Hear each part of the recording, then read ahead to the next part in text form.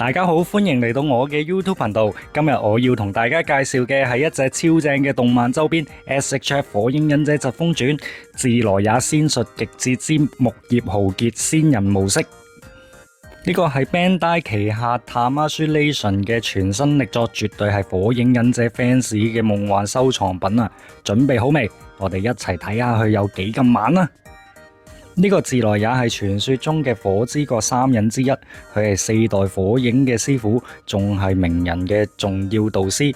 佢精通仙術、通靈術同多種忍術，教咗鳴人學咗螺旋丸同埋仙人模式，實力超強啊！雖然平時好似有啲吊兒郎當，但其實佢係一個超有智慧同責任感嘅忍者嚟嘅。喺劇情入面，佢嘅犧牲對木葉村嘅未來同埋和平有好大嘅影響，真係令人感動啊！呢款 SHF 手板咧高大約17cm啊，雕工真係好細膩啊！佢嘅經典造型一覽無遺啊，額頭上面嘅油字護額啦，身後嘅大軸卷啦，甚至連紅色背心都用咗軟嘅材質，唔會影響佢嘅可動啊！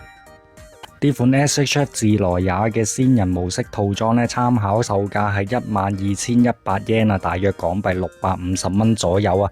發售日期係2025年8月，預訂就即將開始噶啦。好啦，今集介紹就係咁多啦。如果你中意我呢條片嘅話咧，記得 like、share 同埋 follow 我嘅 channel 啦。下次再見，拜拜。